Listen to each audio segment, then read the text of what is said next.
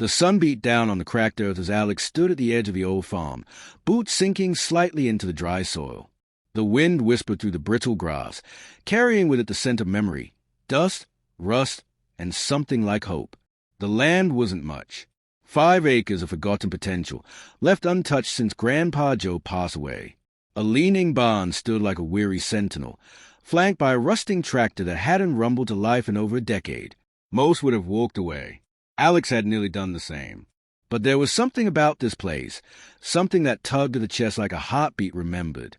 The farmhouse still had Grandpa's old radio, still tuned to the same weather station. His worn-out boots rested beneath the porch swing, as if waiting for him to return from the fields. Alex wasn't a farmer. Not yet. Their days had been filled with spreadsheets and city noise, a tech job in a glass tower that paid well but fed nothing. Burnout came slow and then all at once. When the call came about the inheritance, Alex didn't hesitate. They left the apartment keys on the counter and drove 5 hours into silence. The neighbors hadn't been subtle. "You'll be lucky to grow weeds on that patch," one had muttered at the local diner. Joe was the last to make a living off it, and even he barely scraped by. Alex smiled politely, but the words festered. Nights were the worst. Alone with a notebook of vague plans and YouTube videos on composting, Alex questioned everything. What did they know about irrigation or soil pH? About crop rotation or county permits? Still, each morning brought a ritual. Boots on, walk the fence, breathe, dream. One morning, they found a patch of wild mint growing by the broken irrigation line. Vibrant, uninvited, alive. Alex knelt beside it, fingers brushing over the leaves. The scent filled the air, sharp, clean, defiant. If mint could thrive here, maybe other things could too. So they began, slowly, clearing brush, hauling broken tools to the barn, reading late into the night. The land resisted, but so did Alex, one shovel of soil at a time. There were no sweeping victories, no cinematic moments, just effort, sweat, and a quiet promise whispered into the wind. "I'll make this work." By the end of the first month, the field still looked barren, the barn still leaned, and the savings account dipped lower than comfort allowed. But Alex stood a little straighter. Their hands bore the first calluses. Their eyes scanned the land not with doubt, but with the earliest flickers of vision. This wasn't yet a farm. Not really. But it was no longer just a memory either. And that was something. By the second month, Alex had stopped checking the bank app every morning. The numbers still dropped, but panic had given way to focus. They spent their days buried in tutorials and extension articles, their nights scribbling soil tests and planting guides under the flicker of a salvage barn light. It was a strange rhythm, a language the land demanded they learn through failure and humility. The first test came quickly.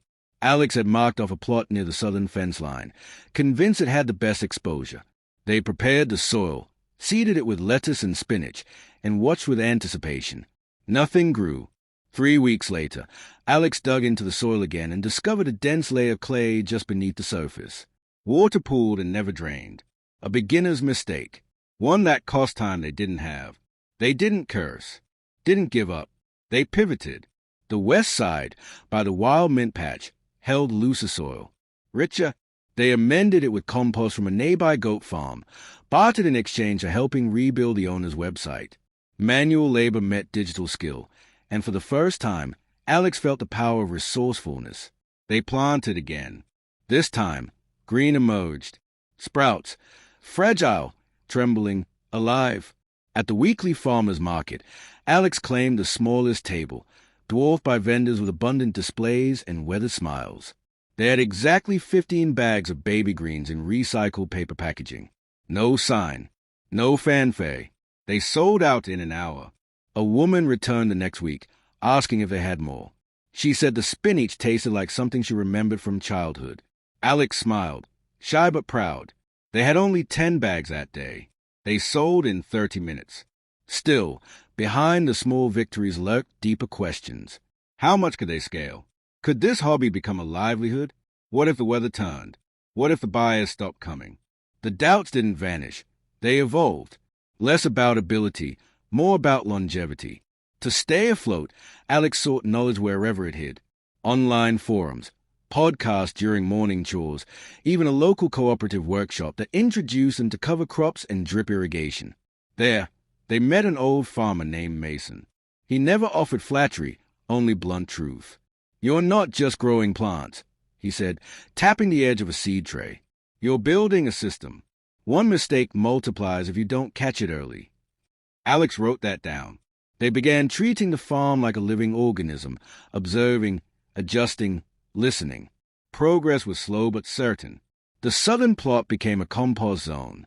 The west plot grew kale, radishes, and pride. Tools found their places, systems took shape, and Alex, once a desk-bound outsider, began to move like someone born to the soil. Each sunrise felt a little less like a challenge and more like a promise. They weren't farming yet, but they were learning, and the land, stubborn and silent, was starting to answer back. By spring, the farm had a name: Stone Row Fields, etched into a salvage plank and nailed beside the front gate. It was a small gesture, but for Alex, it marked a shift from survival to intent. The market table had grown, now spanning 2 full crates of kale, radishes, arugula, and jars of mint-infused honey from a neighbor's shared beehive. Demand increased. The rhythms that once felt chaotic had become familiar, almost graceful, until the cracks emerged. Alex was exhausted. They woke before dawn, harvested until noon, delivered in the afternoons, and collapsed into bed by nightfall. Some nights they didn't eat. Others they forgot to water the seed trays. The land was thriving, but the farmer was wearing thin. The numbers told a harsh truth. The farm could sustain itself, but not yet the farmer. Alex faced a choice: plateau and maintain, or grow and risk. They chose risk. It began with a whiteboard and a simple question: how can this work without me doing everything? They started small. A used timer system automated the irrigation lines. A lightweight hoop house extended the growing season. And one afternoon, Alex posted a video online: hand planting greens, voice explaining seed spacing and composting ratios. To their surprise, the video was shared. Then again, comments trickled in. Other new farmers asked questions. Urban gardeners thanked them for the clarity. So Alex recorded another, and another. Soon, a modest audience began following their journey. They weren't selling a product anymore. They were sharing a process, a philosophy. Farming, not just as a livelihood, but as a living story. Still, scaling the farm itself took more than social reach. They hired local teams for weekend harvesting, paid fairly, and taught them how to handle produce with care. What started as necessity became mentorship.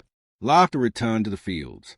Alex learned delegation, not just of tasks, but of trust. They diversified crops and added value. Homemade hot sauce using their own peppers, pickled radish jars with handwritten labels. These sold out before lunch. But with every step forward came resistance. One thrust ruined a row of spinach. A delivery van broke down mid-route. An order was double-counted, and they had to refund a loyal buyer.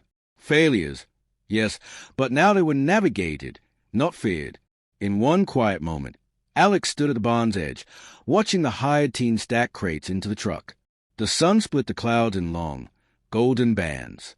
The fields, once lifeless, now swayed with green and purpose.